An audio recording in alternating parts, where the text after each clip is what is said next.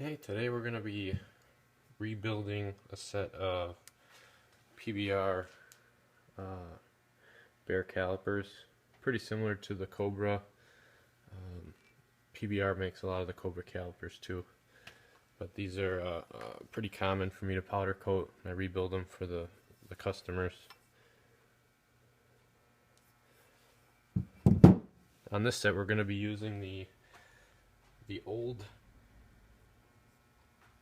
O-rings and the old boots that came out of the calipers that were sent. It's about $20 to $25 per caliper to get a rebuild kit, and you'll get 2 O-rings and 2 piston boots, just like this.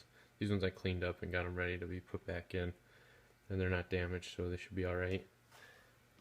You want to make sure you clean up the body of the pistons.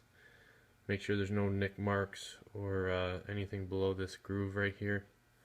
Anything up here, if it's nicked up or gouged up, could be a potential leak.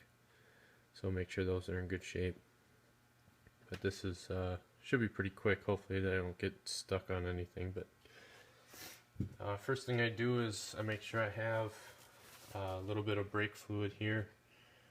I just pour it into the cap, so I can lube up some of the parts to get the assembly finished up. And make sure you have a clean cloth with you at all times, or rag, paper towel, because if you start touching the caliper body while you have brake fluid on your hand, you're gonna ruin the coating. So the best and easiest thing to do is just go slow. Make sure you clean up. If you accidentally get some in a spot that you don't want it, we'll start with the O-rings. Usually just start by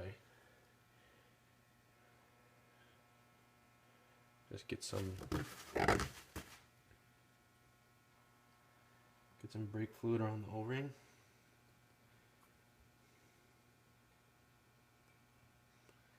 Sometimes these will twist around when you're trying to slide them back in.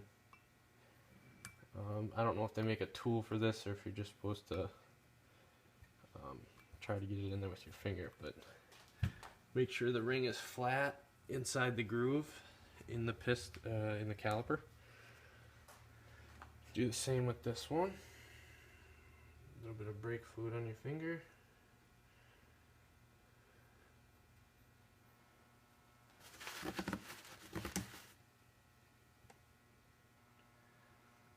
I might be wiping off my hands a little too often, and you'll see me go right back into the brake fluid with my fingers, but I'd rather wipe them all off and only need one finger, and you can see my thumb over here that had brake fluid on it. I wiped it off already, so I don't have to worry about it touching the caliper.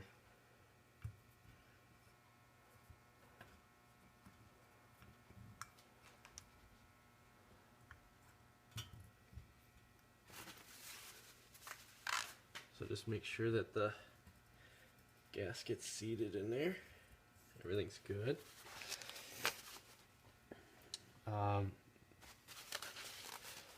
The next step is pretty much trial and error.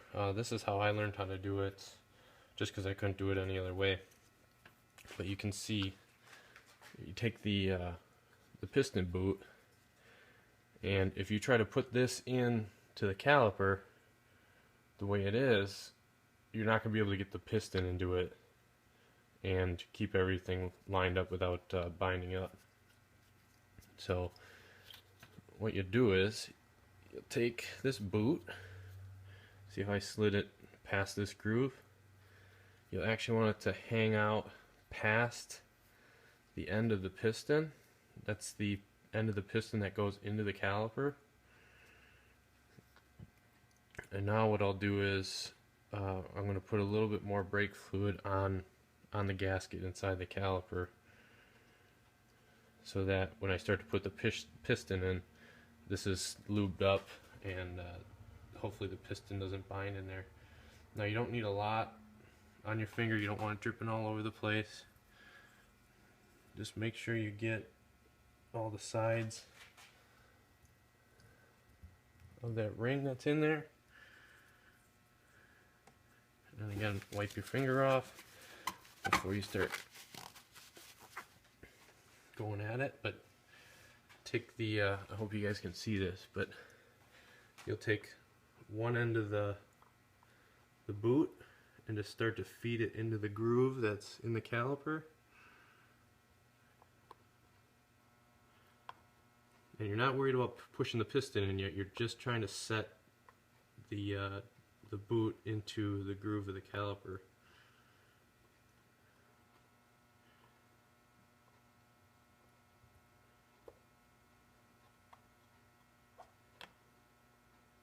And you'll know when it's all the way in there because it'll sit nice, and it won't be popping out, and it won't be all wrinkled up.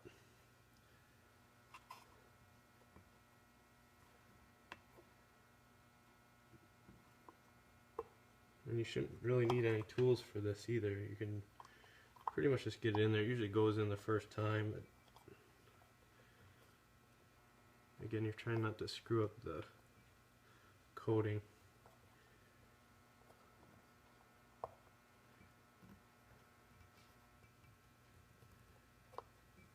So I almost got it all the way in. You can see a little kink right there. It doesn't want to lay flat.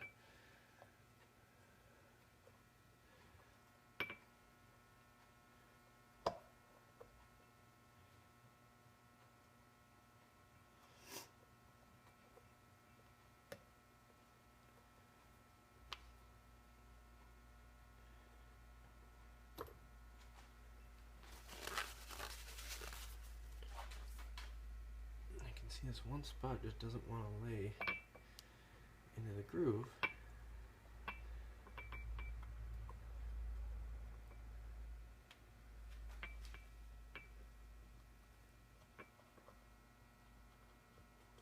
Usually it's not as hard. Let's turn this. Maybe there's a weird spot in that gasket. So we'll start the other side first.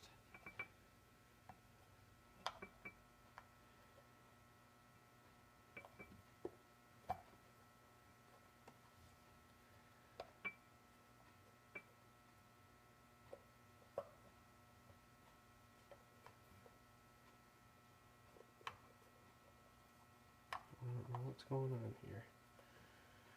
Just get in there. Still wants a kink in that one spot. I'll push the piston in a little bit. Okay, there we go. Alright, sorry about that. So, you already got brake fluid on that that O-ring that's in there. Again, make sure your fingers are clean, because once you touch this, it's pretty much a done deal. I actually got some extra ones, so now don't worry about getting that groove with this boot yet, but just take the piston and start twisting it back and forth. You'll feel it go through the gasket inside there, and after it starts, you should be able to squeeze it in with your hand. Hopefully there's still enough brake fluid on there. There, went right in. So you can just make sure nothing's pinched or weird. So we got that one in. No big deal. I was just going to give you an idea of what you do to take these pistons out too. Usually, if you've already got the banjo bolt out, just make sure your bleeder valve is closed. And I'll put a block of wood in here and hold my air chuck up to this, and the pistons will shoot out. You can actually see a couple dents from doing that on this piece of wood. So don't blow air into these without something to stop those pistons from flying out of there. Okay, so we got another one in. A little bit of brake fluid again. Rub it on that O-ring.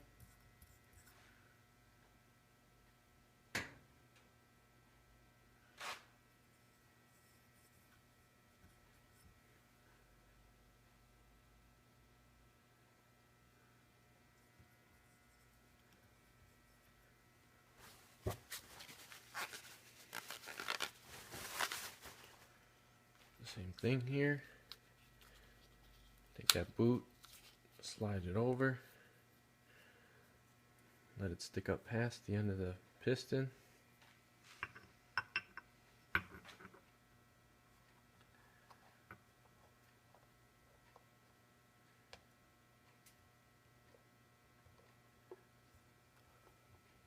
Now that's how easy they should go in. Make sure the fingers are clean. Get this piston to start in the O-ring.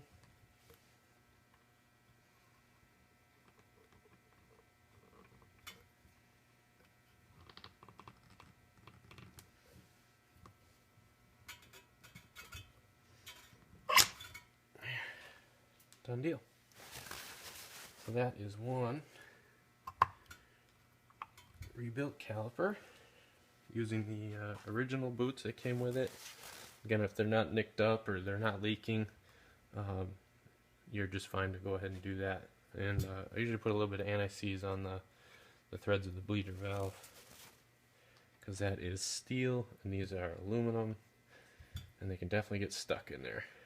So make sure your hands are clean, make sure your rags are clean, and you shouldn't have any problems.